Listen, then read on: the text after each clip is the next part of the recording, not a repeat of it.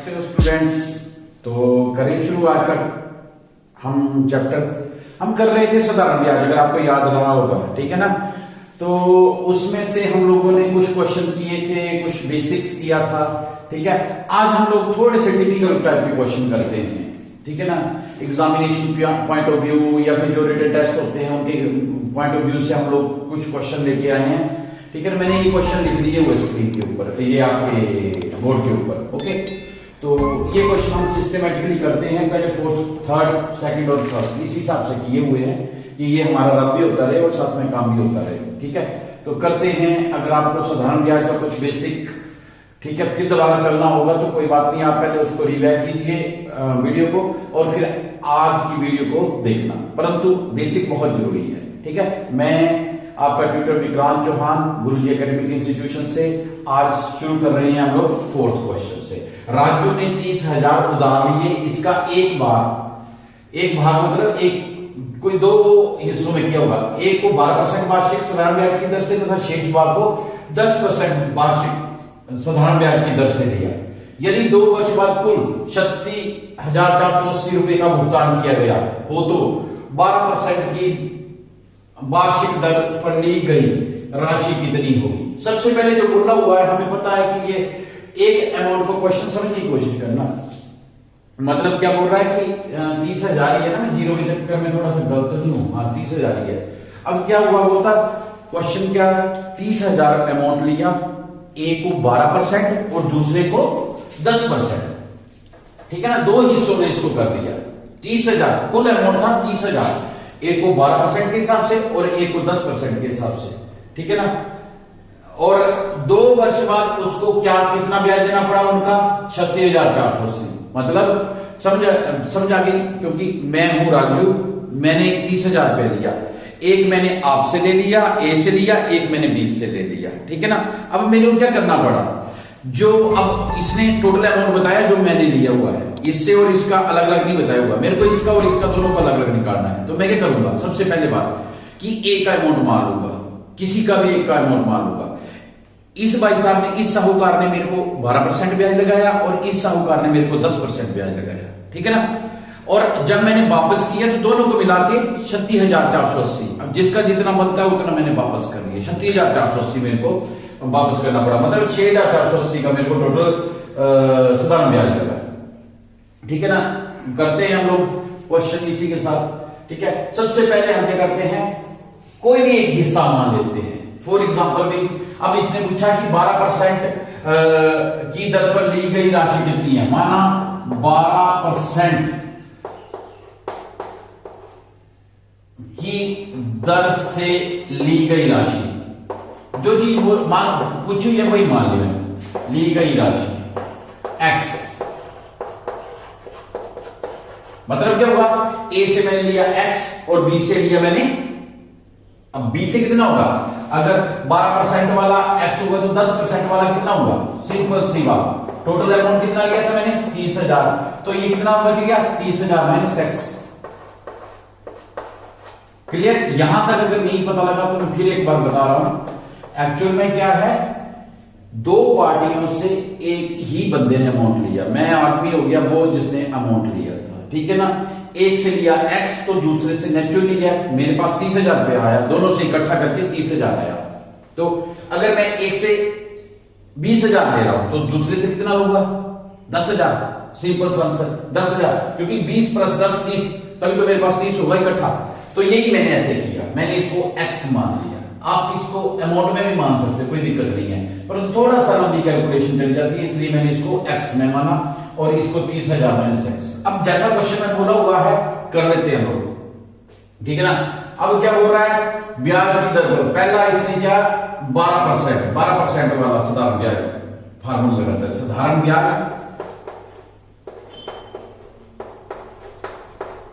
ठीक है ना, साधारण ब्याज 12% वाला, और फिर उसके बाद साधारण ब्याज 10% वाला, ठीक है ना। इन दोनों को ऐड करके साधारण ब्याज 12% प्लस साधारण ब्याज, प्लस लिखना है प्लस, थोड़ा बड़ा करके लिखो जो सामने पता लगा, साधारण ब्याज 10%, साधारण ब्याज 10% की दर से,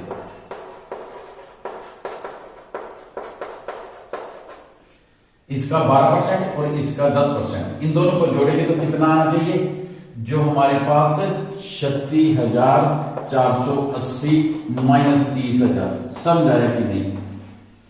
मतलब अमाउंट कितना लगा, मैंने आपको पहले बता दिया, मैंने 30,000 रुपया अगर लोन लिया तो मेरे को 17 रुपया कितना देना पड़ा, ठीक है 6,480, क्योंकि 36,480 में से 30,000 माइनस करेंगे, इतना आपको फालतू देना पड़ा। 30,000 तो आपको देना ही था क्योंकि वो आपने उधार लिया था, आपको ज्यादा कितना देना पड़ा, ब्याज कितना देना पड़ा 6,480।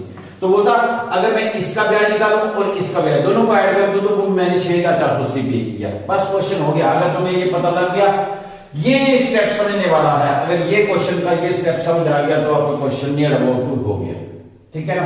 अभी हम लोगों ने किया साधारण ब्याज 12%, साधारण ब्याज 10% और टोटल जो इनका आएगा, टोटल नहीं आएगा, जो इनका साधारण ब्याज आएगा वो मिश्र धन माइनस मूलधन, ठीक है।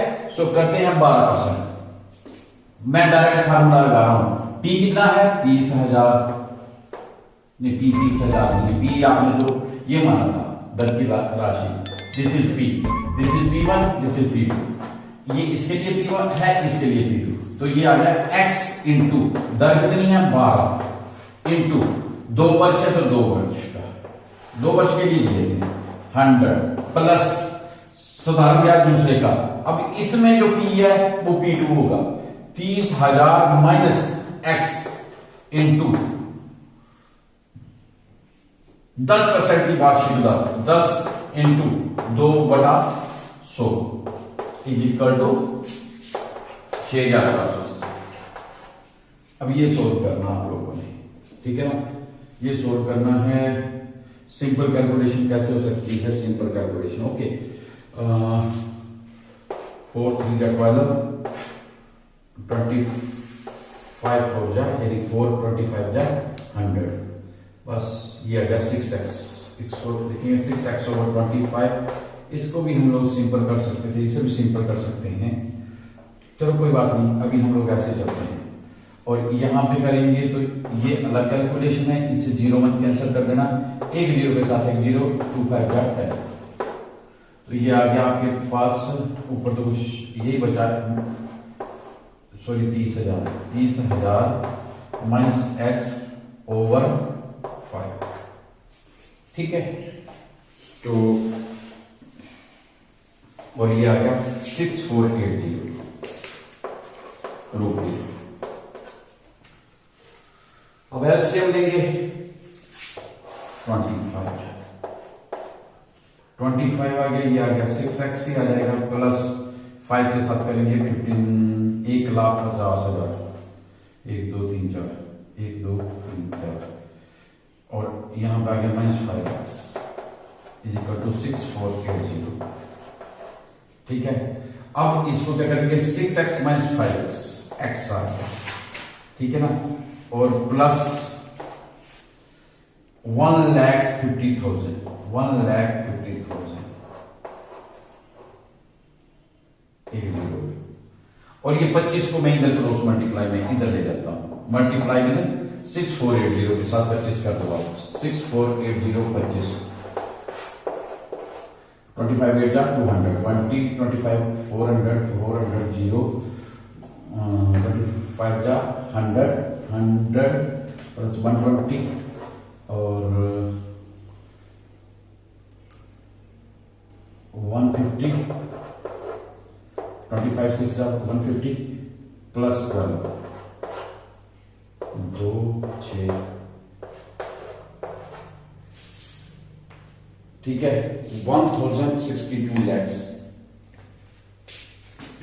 1,062 lakhs, 1,000 हम लिखेंगे 1,62,000, sorry 1,62,000। What is x? X is equal to 162,000 minus 154 time 0। अब इसमें 154 टाइम 0 करो, ये आ गया 0 3 0 आ जाएंगी, ये आ गया 2, यहां पे आ गया 12, यानी 12,000, ठीक है ना, 12,000, yes that is the option. तो ये आ गया आपके पास 12,000। तो इसका मतलब क्या हुआ, मैंने ए से लिया था 12,000 और बी से लिया था 18,000। ठीक है ना, तो this is your first question का आंसर। ठीक है ना, अगर नहीं पता लगा कमेंट के थ्रू आप बताइए कि ये चीज हमको समझ नहीं आई है। ठीक है, थोड़ा सा डिफिकल्ट क्वेश्चन है परंतु मजा आएगा आपको क्वेश्चन करने में। Okay, so like share and subscribe, ये याद से करना है आपका। ओके, मिलते हैं नेक्स्ट क्वेश्चन। नेक्स्ट क्वेश्चन था किसी धनराशि का एक तिहाई। एक तिहाई का मतलब होता है 1/3। 3% वार्षिक दर पर 1/6, यानी जैसे 1/3 भाग था, ये 1/6 भाग, 6% दर पर शेष राशि 8% वार्षिक दर पर निवेश की जाती है। पिछली को देखा ना आपने, पिछली को हमने 2 पार्टीशन में किया, ये 3 पार्टीशन में है। वार्षिक दर से निवेश की, यदि एक वर्ष में साधारण ब्याज 600 रुपए मिले तो वह धनराशि कितनी है, यानी तीनों का इसने थोड़ा सा यहाँ पे क्लियर किया। यदि एक वर्ष में कुल साधारण ब्याज 600 रुपए मिले, कुल का मतलब क्या हो गया कि तीनों को मिला के। ठीक है ना, तो अब क्या आ गया, पहले हम लोग क्या कर देते हैं, तो धनराशि माना धनराशि। धनराशि का मतलब क्या हुआ, मूलधन माना मूलधन। मैं धनराशि लिख देता हूं तो इसका मतलब समझ जाना अपने की मूलधन है। ठीक है ना, पिछले क्वेश्चन में मेरे को लगता है कि मैंने अमाउंट ही लिखा था। ठीक है, तो माना मूलधन बराबर है x रुपीज। ओके, अच्छा अब क्वेश्चन में क्या है, according to question your x का 1/3, x/3 ऐसे चलेगा, x का 1/3। मतलब इसको क्वेश्चन को सुनना, जैसे मैंने बोला 90 रुपए हैं, ये देखो ये 90 रुपए हैं, 90 का 1/3 क्या बन गया 30 रुपीज। 90 का 1/6 कितना बन गया 15 6 या 90। ठीक है ना, तो इसका मतलब 30 रुपीज 15।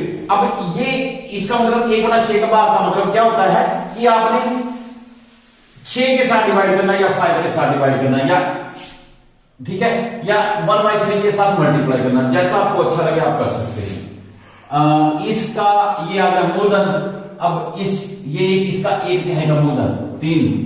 समय कितना दिया हुआ, समय एक वर्ष में, हाँ एक वर्ष तो 1/100 प्लस दूसरा कितना है 1/6, उसी x का 1/6 कितना परसेंट 6% वार्षिक दर से, समय वही है 100। तीसरा शेष जो बच जाता है, ठीक है ना, शेष कितना बच गया, जो आपका पास शेष राशि 8% वार्षिक दर से। ठीक है, अब इसको देखेंगे आप लोग शेष कितना बचता है। x में से आपने 1/3 यहां पे यूज कर लिया, 1/6 यहां पे यूज कर लिया, फिर शेष कितना बचा आपके पास। ठीक है, थोड़ा सा दिमाग लगाओ।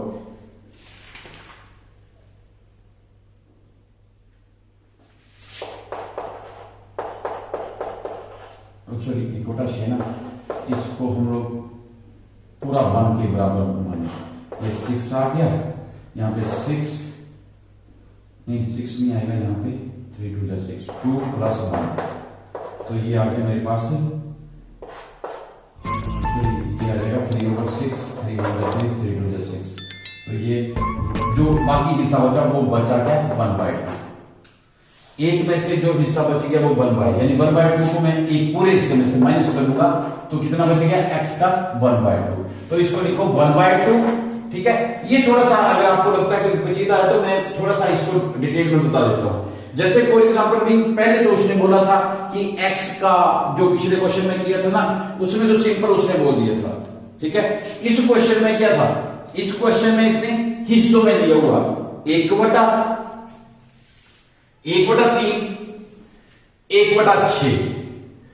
ठीक है ना, किसका पूरे हिस्से का, ये पूरा हिस्सा है इसका। बाकी जो बच गया एक में से कितना बच गया वो हम लोग देख लेते हैं। मैंने इन दोनों को ऐड किया, वो आ रहा है 1/2। अब एक में से बाकी हिस्सा कितना बचा 1 - 1/2। मतलब मैं ये बोल रहा हूं कि जैसे खाने की बात आपको अच्छी लगती होगी तो मैं खाने के बाद पर जाता हूं। मम्मा ने सुई फुलके बनाए, उस कैसरोल में टोटल 20 फुलके रखे। मैंने बोला कि घर के 3 मेंबर हैं A B C। A खा जाता है 5 फुलके, B उन्हीं चपाती को खा जाता है 6 चपाती। अब C के लिए कितनी बचेगी, सिंपल सी बात है, टोटल चपाती कितनी थी 20, 5 6 11 दोनों मिलकर 11 खा गए, 9 चपातियां बच गई। इन 11 को माइनस कर दो, 9 चपातियां बच गई। भाई तो मैंने यहां पे किया ये हिस्सा प्लस ये हिस्सा, टोटल कितना था पूरा एक कंप्लीट हिस्सा। एक कंप्लीट हिस्से में से ये दोनों को कैलकुलेट करके माइनस कर दिया, 1/2 बच गया, तो 1/2 को हमने यहां पे लिख दिया। क्लियर हो गया? आगे चलते हैं हम लोग। नेक्स्ट क्या था इसका, 1/2 मल्टीप्लाई विद 8%, 8 गुना 1/100 is equal to how much.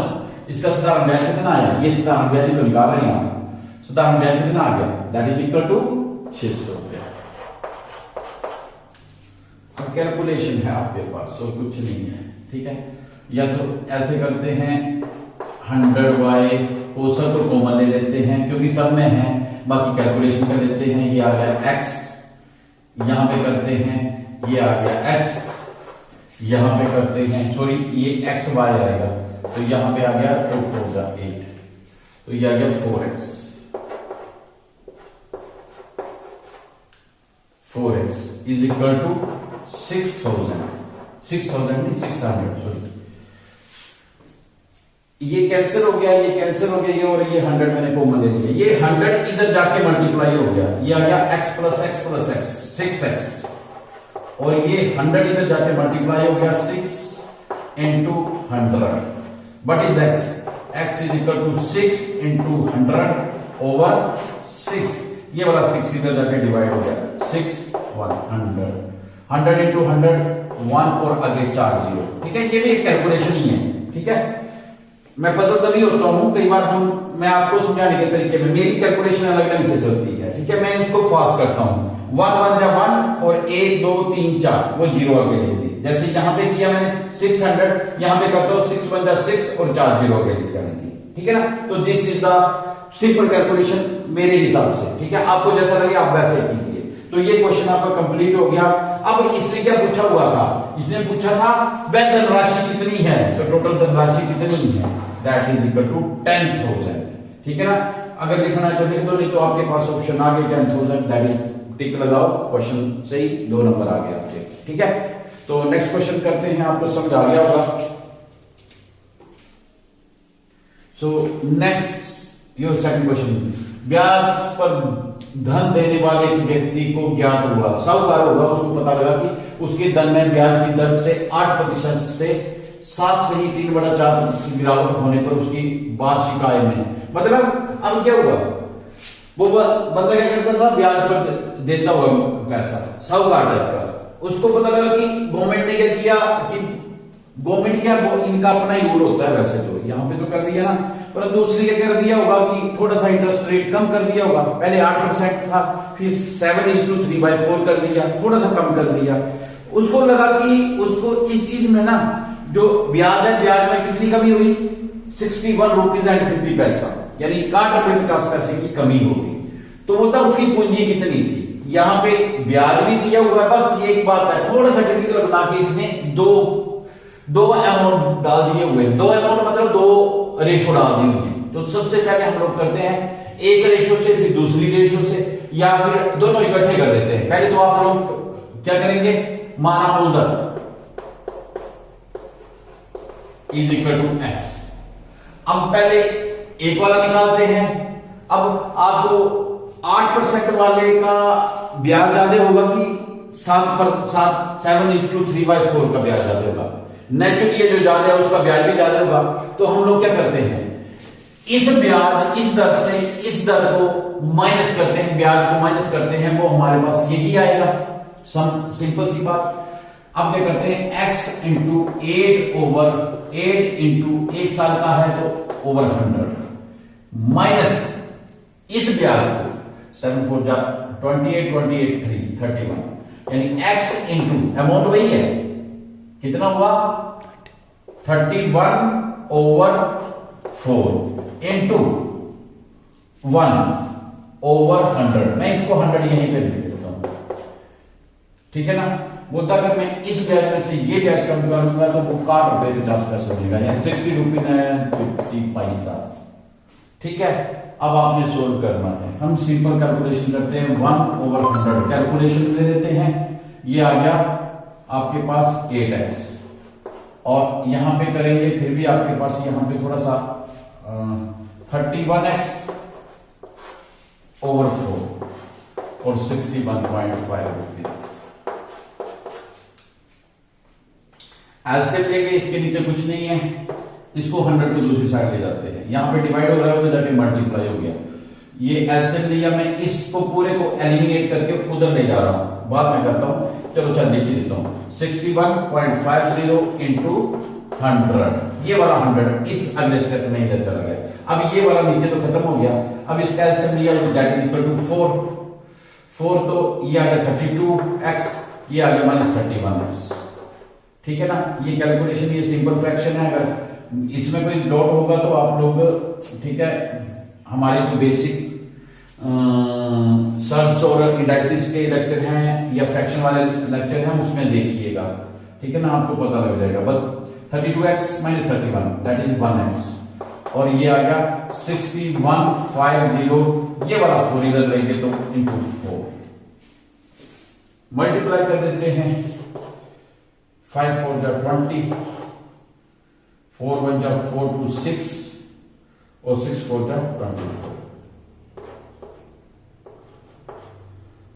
तो ये आ गया आपके पास। इसने क्या पूछा हुआ, तो उसकी पूंजी कितनी थी? क्वेश्चन तो सिंपल ही बड़ा हो गया, पूंजी आपके पास आ गया 24,600 ओनली, ठीक है, यस। ये क्वेश्चन ऐसे सिंपल होगा, ठीक है ना, बहुत सिंपल क्वेश्चन हो गया, ऐसे पता लग गया ना। ये जो मूलधन हमने माना था वो 24,600, दोनों का ब्याज यहां पे है, माइनस करके ये आ गया, ठीक है। क्वेश्चन सिंपल हो गया, इसलिए थोड़ा सा लग रहा है कि नहीं हमने बड़ा फास्ट कर दिया, ठीक है। ऐसे क्वेश्चन आएंगे, थोड़ा सा आप प्रैक्टिस करेंगे क्वेश्चन, ठीक है, होते जाएंगे, फास्ट तरीके से होते जाएंगे।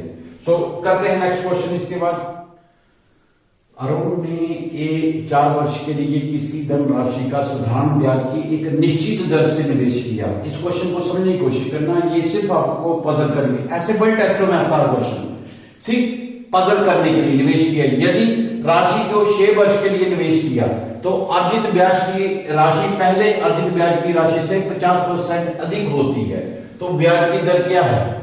मतलब क्वेश्चन समझा आपने? अरुण ने क्या किया, पहले 4 वर्ष के लिए, परंतु दोनों की कंडीशन में क्या थी, आपके पास रेशो क्या थी, फिक्स, मतलब निश्चित, मतलब फिक्स थी रेशो। अगर पहले 10% थी तो बाद में भी 10% थी, आपने यही फिक्स रेशो निकालनी है। परंतु एक चीज और बोल रहा है कि यदि राशि को 6 वर्ष के लिए निवेश किया, टाइम अलग अलग नहीं दिया, टाइम भी एक जैसा दिया, और अर्जित ब्याज की राशि पहली अर्जित ब्याज की राशि से 50% अधिक होती है। अब ब्याज की राशि भी उतनी ही होगी, परंतु ये बोल रहा 50% अधिक होती है, तो ब्याज की राशि, ब्याज की दर निकाली। क्वेश्चन से पजल करने के लिए आपको बनाया गया है, हालांकि इस क्वेश्चन का मतलब कुछ नहीं रह जाता है। अभी देखना आप लोग इसका आंसर कैसे आएगा, समझ लेना एक बार क्वेश्चन को। निश्चित दर, फिक्स रेशो, मतलब पहले जो थी दूसरे के लिए वही थी, और 6 वर्ष के लिए ही निवेश करता है, 6 वर्ष के लिए निवेश करता है, और यहां पे 4 वर्ष के लिए निवेश कर रहा है। 4 और 6 वर्ष के लिए उसकी क्या हुआ, 50% अधिक हो जाती है, ठीक है, क्या चीज बढ़ जाती है आपके लिए, ठीक है, सिर्फ एक समय 2 वर्ष के समय के लिए 50% अधिक हो जाती है। तो 2 वर्ष के समय के लिए अगर आप रेशियो को चेंज नहीं करेंगे तो ये कैसे होगा, ठीक है। चलो मान लेते हैं, माना मूलधन, ये तो लोग पजल हो गए, नहीं तो मैंने एक्स में मानना था, ठीक है ना। माना मूलधन 100 रुपए, ये इसलिए माना नोट में, मैं फिर बता रहा हूं, क्योंकि अगर मैंने एक्स में माना तो आप लोगों ने ज्यादा पजलों में, ठीक है, ये क्वेश्चन पजल करने के लिए बनाया गया। और एक अगर क्वेश्चन इस तरीके का आ जाता है ना, तो बाकी पेपर के ऊपर भी इफेक्ट आता है। मेरा एक ही आपको सुझाव रहेगा कि जो क्वेश्चन आपको पजल करता है उसको बाद में करना। अटेम्प्टेशन, जब भी किसी भी रिटन एग्जाम में जाते हो, सबसे पहले वो अटेम्प्टेशन करना जो आप सिंपली कर सकते हैं। नहीं तो एक बार क्वेश्चन की कोई भी क्वेश्चन दिमाग में आ गया तो बाकी क्वेश्चन के ऊपर भी इसका इफेक्ट आता है। तो वैसे तो जब आप प्रैक्टिस करेंगे तो पॉजिटिव वाइब्रेशन शुरू हो जाएगी। चलो अभी हम लोग करते हैं, ठीक है। माना मूलधन और माना दर, दर दोनों केस में, क्योंकि ये इसमें लिखा हुआ निश्चित दर, तो इस दोनों केस में हमने आर मान लिया, ठीक है। अब करते हैं पहले केस में क्या होता है, मूलधन 100 गुणा दर r गुणा समय 4 वर्ष over 100, P into R into D over 100। ये फार्मूला है, अगर आपके पास, अगर आपको याद होगा, P into R into P into R into 4 over 100, ठीक है। और दूसरे केस में is equal to P into R, परंतु अगर पैसे ज्यादा इसमें निवेश होते, चलो कोई बात नहीं, हम माइनस कर देंगे। तो इसमें क्या हो गया, P क्या बेटा इसमें वही 100, R कितना है, R ही लिखा हुआ, और इसमें टाइम आ गया 6 years ओवर 100, ठीक है ना, 6 ओवर 100। अब क्या कर रहा है इसमें, ठीक है, 150 50 का अगर हम लोग शो करेंगे तो 50 रुपए होगा, ठीक है ना। तो वो 50 रुपए अधिक होती है, इसमें अधिक हो रही है, इस केस में नहीं, इस केस में 50 रुपए, तो इसमें से 50 माइनस करूंगा तभी ये होगा। परंतु आप जो मर्जी कर लो, इस क्वेश्चन में क्या होगा, ठीक है, 100 के साथ 100 कैंसिल, ये डिवाइड के साथ है, इधर 100 लेके जाऊंगा, ये 100 आर के साथ आर कैंसिल हो जाएगा, और यहां पे क्या आएगा 4 इंटू 6 में से 6 और ये -50 आ गया। यानी कहीं पे भी आपको क्वेश्चन में कोई लॉजिक बन रहा है, ये बन जाएगा 6 - 50 that is equal to -44, -44 is equal to 4। कहीं पे भी आपके पास रेशियो नहीं आ रही है, तो इसकी ऑप्शन में क्या लिखा हुआ है, ठीक है। क्वेश्चन का अगर नहीं समझाएगा, मतलब नहीं समझाएगा, तो फिर मैं करवा दूंगा इसको, ठीक है ना। परंतु सिर्फ आप एक वाइब्रेशन के साथ चलना कि ये क्वेश्चन क्या दिया हुआ है, मूलधन 100 रुपया, दर फिक्स है, समय दोनों का 4 और 6 दिया हुआ है, इतना फर्क आएगा नहीं। बोलता जो ये है ना, ये 50% अधिक होती है, अगर ये 50 रुपए ज्यादा हो रही है, मैंने इसको इसके बराबर करना, तो क्या करना पड़ेगा आपको, 50 रुपए इसमें कम करने पड़ेंगे। मैं ये बोल रहा हूं मेरे पास ए से 10 रुपए ज्यादा है, मेरे पास 60 रुपए है, उसके पास 50 रुपए है, अगर हम दोनों ने बराबर करने तो क्या करना पड़ेगा, मेरे में से 10 रुपए माइनस कर दो, या इसमें 50 ऐड कर दो, ये 50 इधर ऐड कर देंगे, वही बात आ गई।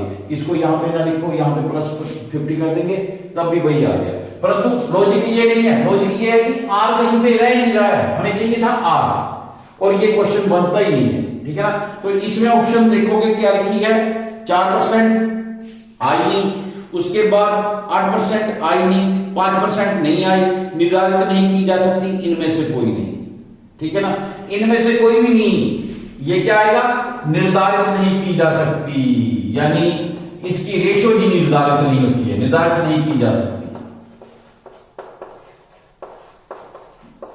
और आप लोग पजल होंगे कि 4% आएगा कि 8% आएगा कि 12% आएगा, ठीक है ना। तो ये क्वेश्चन सिर्फ पजलिंग के लिए, ये कहां पे आएंगे, जो आपके पास थोड़े से टफ टाइप के एग्जाम होते हैं उनमें आएंगे। जैसे फॉर एग्जाम्पल भी हम लोग बात करते हैं ना, तो आर्मी के टेस्ट में, जीडी में आ सकता है ऐसे क्वेश्चन, ठीक है ना। तो देयर आर, ठीक है, थोड़ी सी वेरिएशन होती है इनमें, सिर्फ आपको समझना है, ठीक है। मेरे ख्याल से आज के लिए आप इस क्वेश्चन को देखना, अगर इसमें कोई प्रॉब्लम लगेगी तो हम लोग फिर करेंगे, ठीक है। बाकी आपके एंड से अगर आपको लगता है कोई क्वेश्चन में हमने एक लेक्चर और अटेम्प्ट करना है, कल करेंगे उस लेक्चर को, और अगर आपको लगता है इस बीच आपको कोई प्रॉब्लम आ रही है तो we can do your problem, ठीक है। तब तक के लिए आप लोगों के पास एक काम रहेगा, लाइक शेयर एंड सब्सक्राइब, ठीक है। ये मिलते रहना चाहिए, बाकी मिलते हैं ब्रेक के बाद, ओके बाय।